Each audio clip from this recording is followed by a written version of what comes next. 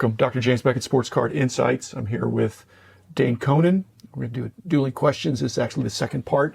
I just, sometimes I don't like stopping at 15 minutes, but that's kind of my deal. It's kind of what I want to be known for. And so I chopped Dane and I just got going, and we wound up doing about 30 minutes. And so I've chopped it in half, and I hope you can appreciate that. That's just the way I'm going to do it. I guess I am the boss of this, and you can choose to listen or not. But Dane's always a treat to connect with. I'd seen him at the recent show.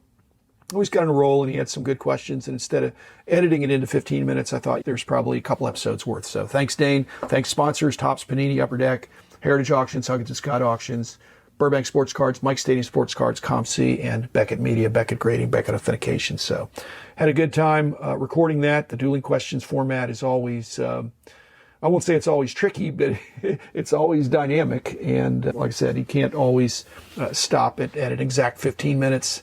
And when there's some reasonable chemistry and he's asking me things that other people haven't asked me, and I really want to dig into what makes Dynasty breaks tick. So had a good time. Hope you enjoyed it. So here's the rest of the back and forth dueling questions 2.0. How do we keep kids involved in our hobby with the current landscape of high prices, high box prices, and lack of retail products on the shelves at the Walmarts and Targets of the world? And how do you keep the future of the hobby involved?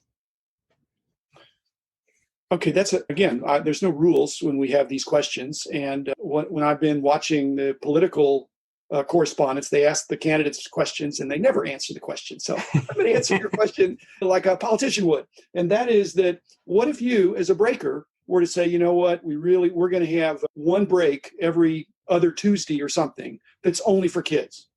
Great idea. And you have to be 14 or under to participate in the break. Mm-hmm. And it's a popularly priced product to where you'll get something.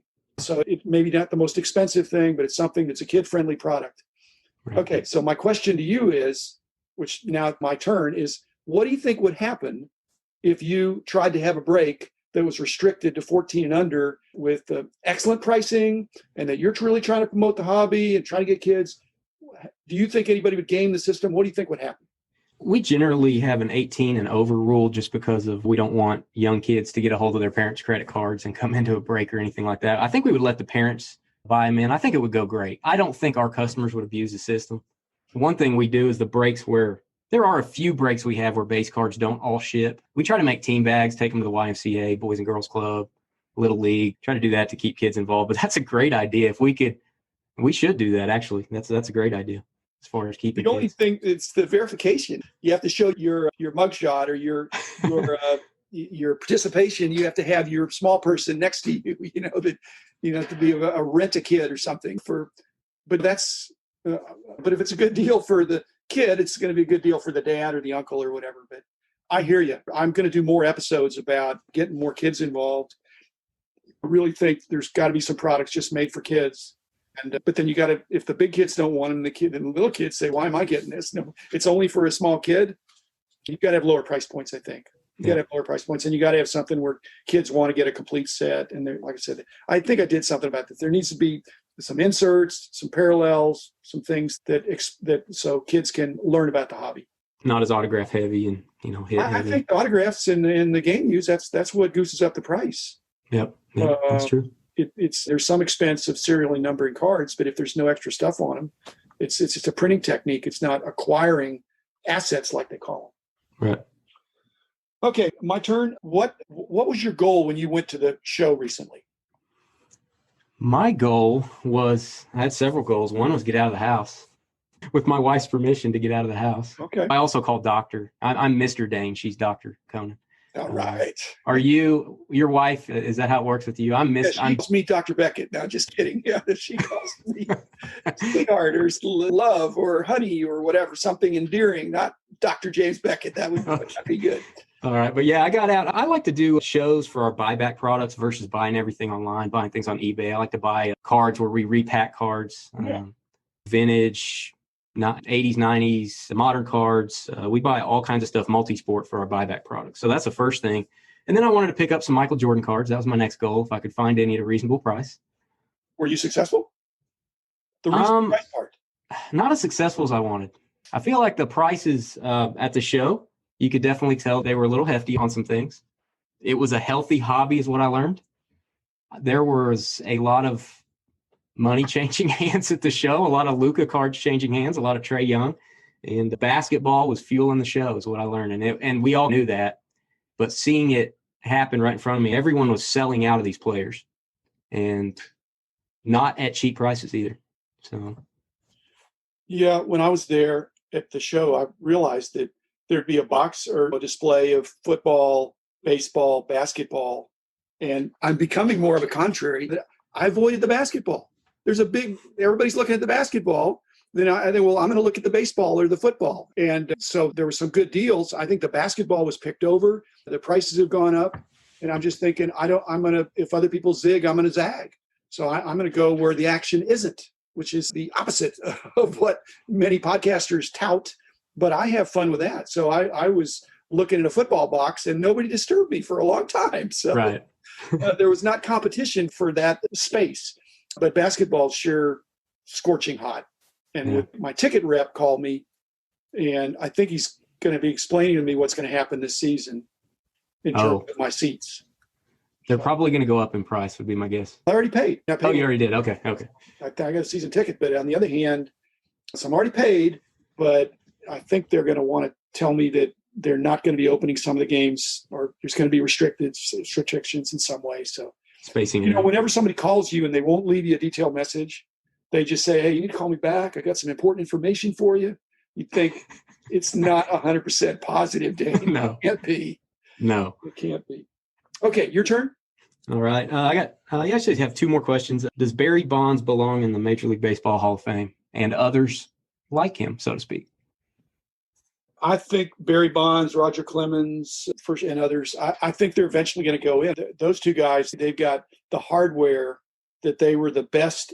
They were the best at their position, hitter, pitcher, whatever, in their league for sure, maybe in all of baseball for an extended period of time. So their on-field performance, and if you went, so you've got the on-field performance, which is stellar. Then you've got personality, and both those guys have rubbed some people the wrong way. On the other hand, there's other people in the Hall of Fame that rub people the wrong way. Sure. But then thirdly, there's a cheating aspect, and there's a sense that. But I think it's gradually going to come around that they weren't the only cheaters. And it's the definition of cheating in our culture all of a sudden, unfortunately, is you have to be caught. Right. You're not caught and you don't admit it.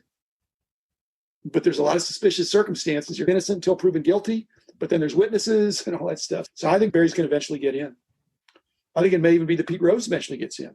And I'd like to see Joe Jackson get in. He'd be at the top of my list of guys that I think are worthy of consideration.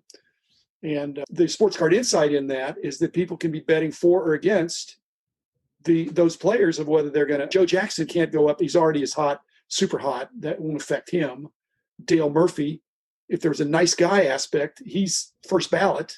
Oh, sure. And two MVPs. Roger Clemens, his cards are pretty cheap. Yeah, Bond's pretty affordable actually too. Very affordable, and there's probably people jumping out there and saying, "I'm gonna speculate," because that could happen not just in your lifetime. That could easily happen in my lifetime. Okay, was that a two-parter, or that you had two questions? But it's probably my turn now. Let's see. What's the highlight of 2020 for you? The highlight of 2020 for me, probably in the hobby. Don't tell me about your great marriage and all that stuff. Sure. The personal highlight, but I think it's how our business has taken off. When we started this, it was to have fun, to enjoy the hobby. And we really hope, man, if someday we could break 2 or 3 cases a week, could you believe if that would happen? I think we're at 20 to 25 cases a week now. And it's taken off, especially during COVID. We were worried our business would seriously be curtailed during COVID, but it's done the opposite. People want something to do. They're at home. They can't get out to shows. Like you're saying, our breaks are probably filling up twice as fast as they did in early March. So just the development of our business. And we've probably doubled in size the last year. And I hope it continues. I think the hobby's in for some sort of a correction, but hopefully people will continue to do case breaks and get into some products that maybe normally they wouldn't be able to get into. A lot of the higher end products, I don't know if they would exist without being able to get in at a cheaper price. So that's the highlight of my year, just that this has worked. Well, that's terrific. Again, to do stuff that you love with people you love doing it with, that's then you don't have to work. You just enjoying. Mm-hmm. Okay, we're stopping after your last question. So all right. This is a good final question, I think. This works.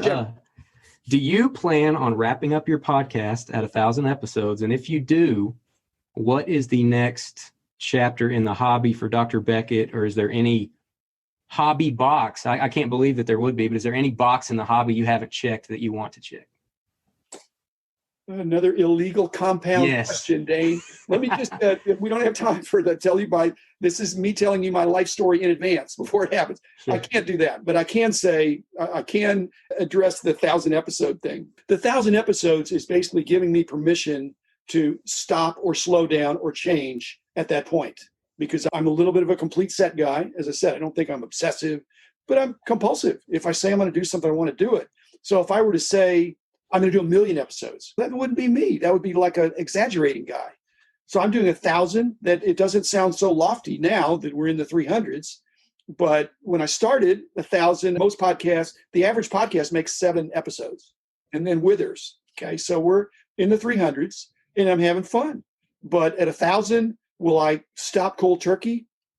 I don't know. There's the health permitting and all those kind of things. As long as I'm enjoying it, I've told Diane, I told my awesome wife, I'm never going to run out of people to talk to. I'm never going to run out of topics. There's new sets coming out all the time. Even if I did all the old sets, there's more than a set a day coming out if you look at all the sports. And so I think, let me just tell you my hope without saying it in a way that people will hold me to it. At 1,000, I want to step back and reflect. I'm not saying I'm even going to take a day off, but after 1,000, I may want to change something. I may want to stop, or I may want to press through. My hope is I keep going. And as long as I've got stories to tell, this is my oral history. Instead of writing a book, every episode I have, somebody will ask me a question that I thought, gee, that's cool. I hadn't thought about that. And so as long as it's fun, I'll keep doing it. And I can easily foresee 1,000 episodes. I have a list of hundreds of things, already little Post-it notes of things I could do. So I don't think I'm going to run out. But at 1,000, I'm giving myself permission to say that's enough. If I do, and I give fair warning, people are really going to be scrambling in the 900s. Right. Some of my guess. But Dane, you're a good sport. You've been on it a few times now, and it's always a pleasure. Keep up the good work with Dynasty Breaks. And again, thanks, listeners, for making my situation possible, as well as Dane's. In a healthy hobby, there are podcasts and breakers and a whole ecosystem that's a lot of fun. I'm still having a good time toward, what does Buzz Lightyear say? To 1,000 infinity. I know, but I'm changing it. Oh, okay. To 1,000 and beyond.